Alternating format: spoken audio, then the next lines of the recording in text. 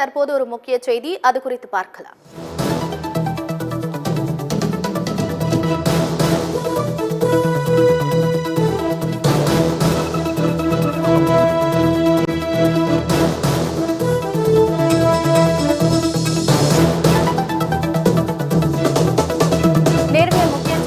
பார்த்துக் கொண்டிருக்கின்றோம்.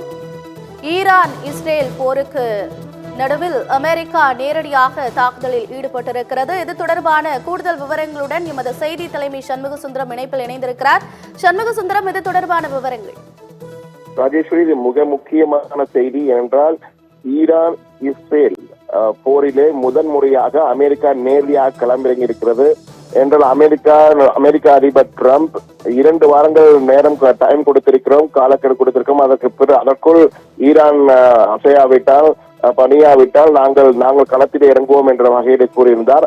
ஆனால் வழக்கம் போல எதிர்பாருங்கள் என்பார்கள். அது போல டிரம்ப் என்ன செய்வார் என்பது அவருக்கு மட்டுமே தெரியும். திடீரென டிரம்ப் நேற்று இரவே அமெரிக்க போர் விமானங்கள் B-2 பாம்பர்ஸ், ஸ்டெல்த் பாம்பர்ஸ் என்பார்கள், மறைந்து தாக்கும் விமானம், இது ரேடாரில் உடனடியாக சிக்காது, மிகவும் கடினம். அத்தகைய விமானங்கள் பெர்ஷியன் வளைகுடா பகுதியிலே பறந்து வருவதாக தகவல்கள் பரவி வந்தன. இந்த நிலையில் இன்று தற்போது அதிபர் டிரம்ப் அதிகாரப்பூர்வமாக ஒரு அறிவிப்பை தனது சமூக வலைதளமான சோசியலிலே போட்டிருக்கிறார். அதில் மிக தெளிவாக கூறியிருக்கிறார். We have completed our very successful attack on 3 nuclear sites in Iran, including Fordo, Natanz, Esfahan என்ற 3 இடங்களை குறிப்பிட்டிருக்கிறார். ஃபர்தோ ஏற்கனவே நாம் குறிப்பிட்டோம், நட்டான்ஸ் ஆகிய 2 இடங்களும் ஈரானின் அணு ஆயுத தயாரிப்பிலே மிக முக்கியமான பகுதியை வகிக்கக்கூடிய முக்கியமான அணு உலைகள் உள்ள இடம். அங்குதான் அணு ஆயுத தயாரிப்பு நடைபெறுவதாக குற்றச்சாட்டு தொடர்ந்து வைக்கப்பட்டு வருகிறது. ஆனால் ஈரான் அதை தொடர்ந்து மறுத்து வருகிறது. அது மக்களுக்கான ரேடியோ ஆக்டிவ் மெட்டீரியல் தயாரிக்கும் இடம் என்று கூறி வருகிறது. இந்த நிலையில் தான் தற்போது ஃபார்தோ, நத்தான்ஸ் ஆகிய 2 இடங்கள், அது மட்டுமின்றி எஸ்வஹான் என்ற 3வது இடம் ஆகிய 3 அணு ஆயுத இடங்களை நாங்கள் தாக்கி அழித்திருக்கிறோம் என்ற வகையிலே டொனால்ட் ட்ரம்ப் தெரிவித்திருக்கிறார். A full payload of bombs was dropped on the primary site Fordo என்று குறிப்பிட்டிருக்கிறார். அதாவது அந்த B-2 பாம்பர்ஸ் மூலமாக முழு அளவிலான வெடிகுண்டுகளை நாங்கள் வீசியிருக்கிறோம், எனவே அந்த இடம் நிர்மூலமாக இருக்கும் என்ற வகையில் தெரிவித்திருக்கிறார். All planes are safely returning on their way home என்று குறிப்பார். மீண்டும் வெற்றிகரமாக பணியை முடித்துவிட்டு, தாக்குதலை முடித்துவிட்டு வீடு திரும்பிக் கொண்டிருக்கிறார்கள். Congratulations to our great American soldiers. There is warriors. There is not another military in the world that have done this என்று கூறி எல்லாத்தையும் முடித்துவிட்டு now is the time for the peace. Thank you for your attention this matter என்று குறிப்பிட்டார். தற்போது அமெரிக்கான நேரம் குறிப்பிட்டிருக்கிறார்.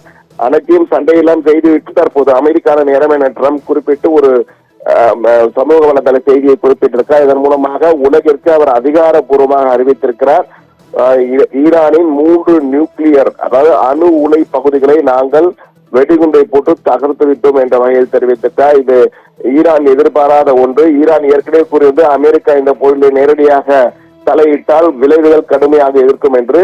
Iran இதுவரை இந்த தாக்குதல் குறித்து வெளிப்படையாக அறிவிக்கவில்லை. ஆனால் இந்த தாக்குதலுக்கு நிச்சயமாக பதிலடி கொடுக்கும் என்று எதிர்பார்க்கப்படுகிறது. ஆனால் இந்த 3 இடங்கள் தாக்கப்பட்டதால் அதனுடைய அழிவு எப்படி இருக்கிறது, அந்த பாதிப்புகள் என்னென்ன என்பது குறித்து இனிமேல் தான் தெரிய வரும்.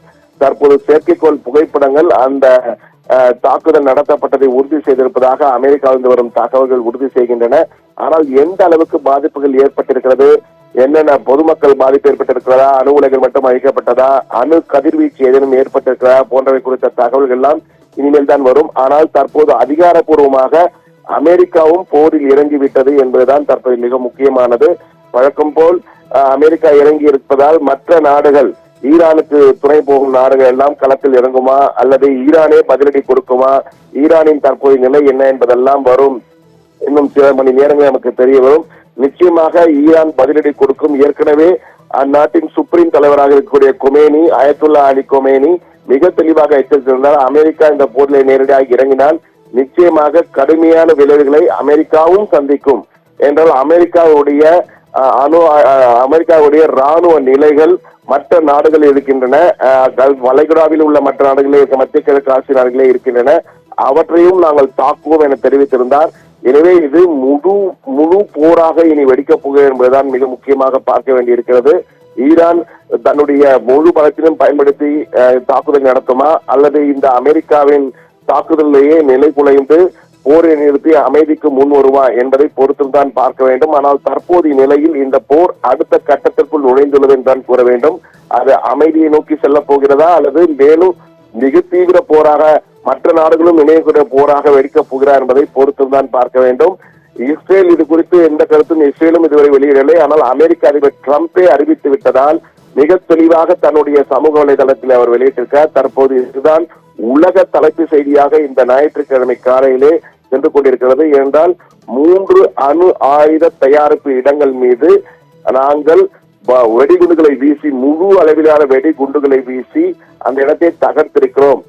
B2 பாம்பர்ஸ், அமெரிக்காவினுடைய ஸ்டெல்த் ஃபைட்டர்ஸ் என்று அழைக்கப்படுகின்ற B2 பாம்பர்ஸ் ரேடாரில் உடனடியாக கண்ணில் படாத மிக தீவிரமாக துல்லியமாக தாக்கக்கூடிய போர் விமானங்கள். அந்த போர் விமானங்களுடைய நடமாட்டம் நேற்றே இருப்பதாக அமெரிக்க பத்திரிகைகள் எல்லாம் ஊடகங்கள் எல்லாம் செய்தியை வெளியிட்டிருந்தன. தற்போது அந்த செய்தி உறுதியாகி இருக்கிறது.